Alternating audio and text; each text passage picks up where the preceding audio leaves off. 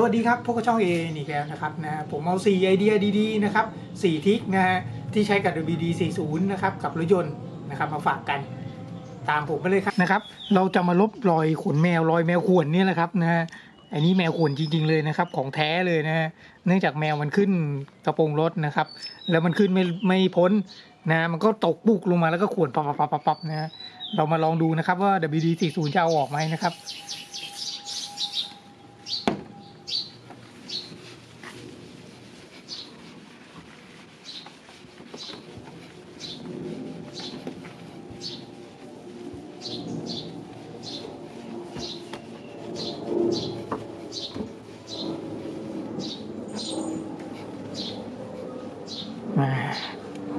ค่อนข้างจะใช้ได้เลยครับออกนะระดับหนึ่งนะครับนะก็เป็นรอยถ้ารอยลึกมากจะไม่ออกนะครับรอยลึกมากยังไงก็ไม่ออกหรอกครับต้องขัดด้วยเครื่องนะฮะแต่รอยบนพื้นผิวบางๆน่าจะออกหมดนี่ครับประมาณนี้นะครับนะลบไปได้สัก70%นะครับก็ถือว่าโอเคครับนะถ้าจะให้ดีนะครับต้องน้ำยาขัดอีกทีนึงขั้นตอนที่1นะครับนะก็พ่นไปเลยนะครับนะมันสามารถลบได้นะระดับหนึ่งนะครับต้องบอกไว้ก่อนนะระดับหนึ่งนะครับนะเริ่มใสขึ้นนะครับนะถ้าเหลืองนิดๆนะพอลบได้ครับแต่ถ้ามันเหลืองเยอะเนี่ยแบบว่าฝังลากลึกลงไปแล้วเนี่ยยากครับต้องขัดแล้วก็ลงเคลียร์ใหม่อีกทีหนึ่งถึงจะหาย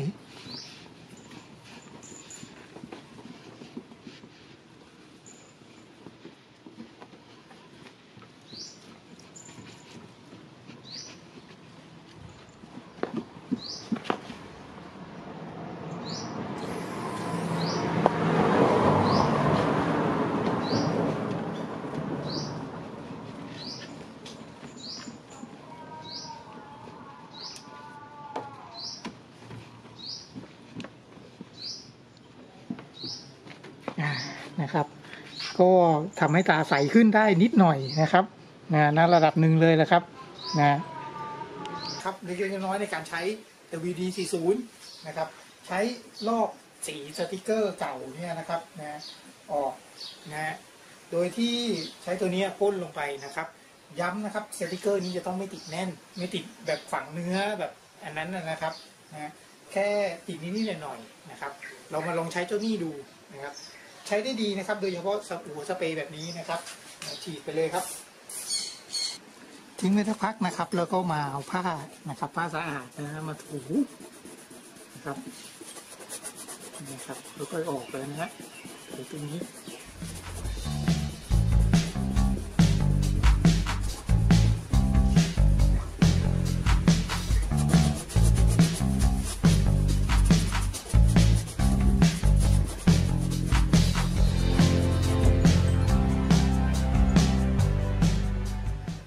มีประโยชน์ WD-40 นี่มีประโยชน์นอกจากว่าใช้หล่อลื่นแล้วนะครับยังใช้ทำความสะอาดพื้นผิวบางพื้นผิวได้ด้วยนะครับเป็นสเปรย์สารพัดประโยชน์จริงๆเลยนะฮะ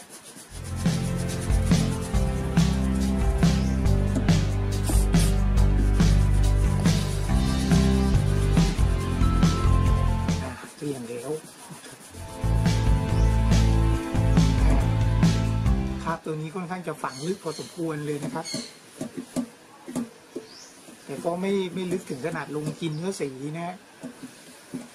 ถ้ากินเนื้อสีแล้วอะไรก็เอาไม่ออกครับเกลี้ยงแล้วสะอาดแล้วนะครับ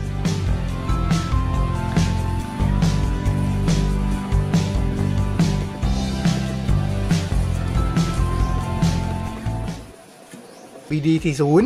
นะจะมารีมูฟไอตัวสีนี่ออกนี่นะครับไม่ออกเราก็ใช้ประโยชน์จากหัวสเปรย์ที่เขามีนะก็เป็นหัวแบบพ่นนะครับนี่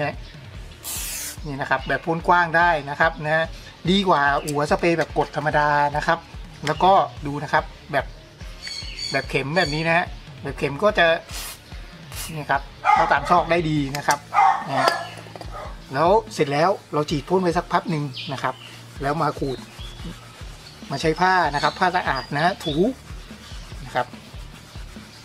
นี่ครับสังเกตดูนะครับค่อยๆออกเลยนะฮะมันไม่ออกปุ๊บปั๊บทันทีเหมือนกับใช้ทินเนอร์หรือว่าอะไรพวกนี้หรอกนะครับแต่ว่าข้อดีก็คือไม่ทำลายเนื้อสีนะครับไม่ทำลายเคลือบผิวนะครับนะเนี่ยครับค่อยๆออกนะครับอาจจะใช้เวลานิดนึง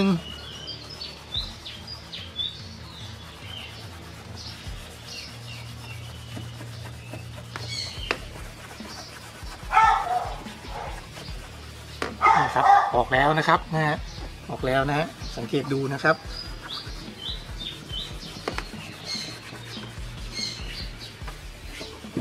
นะที่เหลือก็แค่เช็ดออก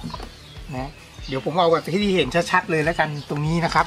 ตรงนี้นะสังเกตดูว่าพ่นเป็นละอองมาเลยนะครับนะน่าจะทำงานไม่ละเอียดนะครับบังเอาอะไรบังแล้วพ่นหยาบๆเลยประมาณนั้นนะครับนะนี่นะครับฉีดไปสักแป๊บหนึ่ง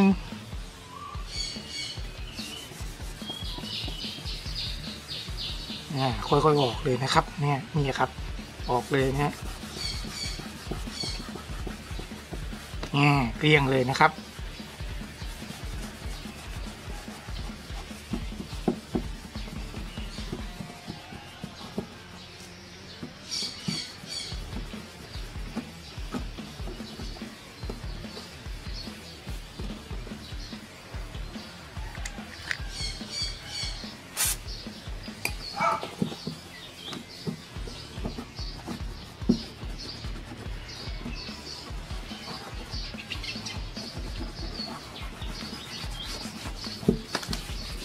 เรียบร้อยแล้วนะครับสะอาดเอี่ยมเลยนะ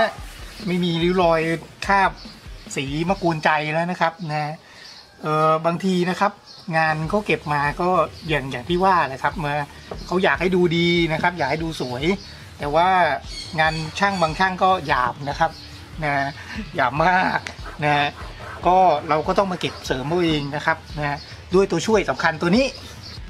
เอาเลยนะครับนะก็ทำความสะอาดไปเรียบร้อยแล้วนะครับนะย้ำนะครับถ้ามีปัญหาอย่างนี้นะครับแต่กรณีที่ว่าสีมันพ่นมานานแล้วอะไรเงี้ยนะครับพ่นมาเป็น 2-3 ปีแล้วอะไรเงี้ยอาจจะใช้เวลานานหน่อยนะครับถึงจะออกนะฮะแต่ก็ออกครับค่อยๆออกเรื่อยๆนะฮะถ้ายังไงสนใจตัวนี้นะครับลองดูนะครับนะลงไปหามาใช้ดูนะครับโดยเฉพาะหัวนี่มีประโยชน์มากเลยนะครับยิ่งงานนี้เนี่ยยิ่งมีประโยชน์เลยครับนะขอบคุณมากครับสำหรับการรับชมคลิปนี้นะครับถ้าไงฝากกด Subscribe ด้วยนะครับแล้วฝากผลิตภัณฑ์ตัวนี้ด้วยนะครับขอบคุณครับ